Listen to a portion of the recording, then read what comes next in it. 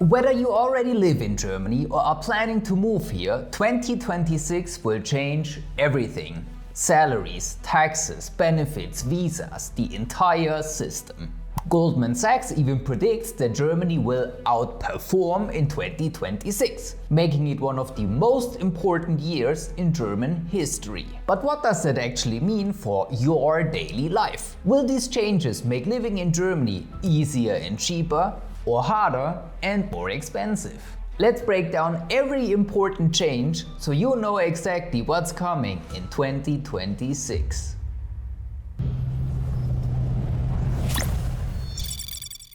What Goldman Sachs means with outperform is that the German economy is expected to grow noticeably after several years of stagnation. This upswing is driven mainly by the massive public investment, like the 500 billion euro Sondervermögen, combined with rising wages and consumer spending. For you as an expat, this means a more stable job market, better wage prospects, and overall stronger economic conditions. And one of the sectors expected to grow the most during this upswing is construction.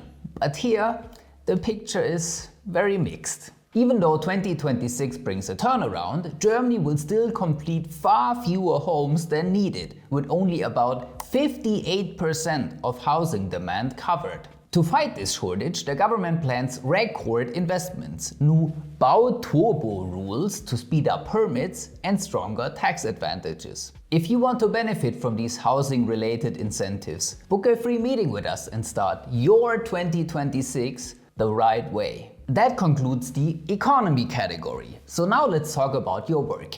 The mini-job limit will rise again in 2026 because it's directly linked to minimum wage. Next year, you can earn up to 603 euros per month, free of health, care, and unemployment insurance, and free of tax as well. Enjoy this good news while you can, because the social security and tax changes later will be different. Do you ever wish your main job had as much salary transparency as a mini-job? Then I have some good news for you. Starting in 2026, the new EU pay transparency law will require employers to include salary ranges in job ads. And they're no longer allowed to ask about your previous salary. Employees can also request average pay data, and companies can't hide salaries behind secrecy clauses in your employment contract anymore. The minimum wage will rise to €13.90 per hour in 2026 and then to €14.60 in 2027. That's a total increase of almost 14% in just 2 years. I bet we all wish our own salaries would grow that fast. Around 6 million workers will benefit, but since most of you probably don't earn minimum wage, let's move on to the tax changes that really affect everyone. The good news, in 2026 the tax-free allowance, the Grundfreibetrag, will rise again. For singles it rises to €12,348, and for married couples it simply doubles. All income up to that level stays completely free, which protects your basic cost of living. So this tax benefit is literally for everyone.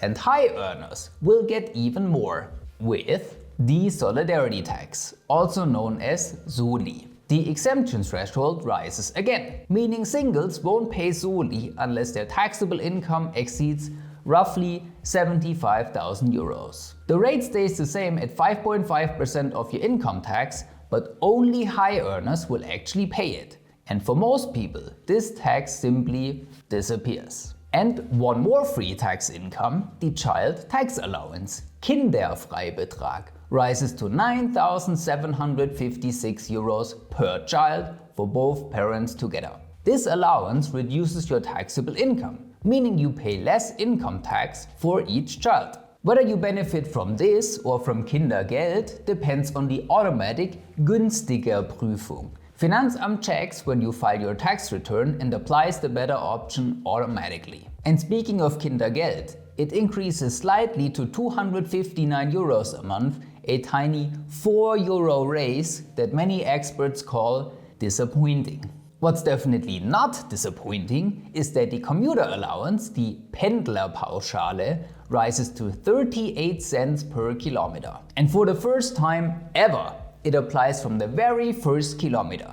This means higher deductible expenses and a real tax benefit, no matter how you get to work, car, train, bike, or even on foot. In total, commuters are expected to save around 1.1 billion euros, and every 10 kilometers of daily commuting gives you 176 euro more per year. And before the good news ends, because Social Security is up next, here's one last tax benefit for you. Restaurants will return to 7% VAT on food instead of 19%. This is meant to support the industry and ease pricing pressure for consumers, creating an overall relief of about 3.6 billion euros. Just remember, this applies only to food.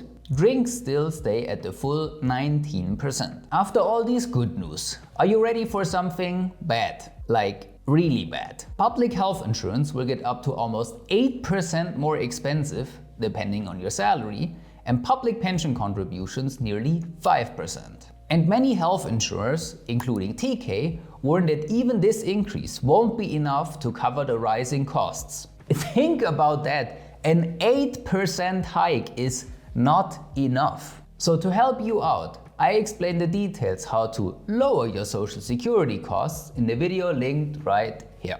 Do you use electricity? Then let's look at allowances before we get to the expat category. For 2026, the government plans a 6.5 billion euro subsidy to reduce grid fees, which makes up almost 30% of your electricity price. On average, this lowers electricity costs by about 1 to 2 cents per kilowatt hour. Is that a lot or a little? For a typical household, it means roughly 70 to 80 euros in savings per year.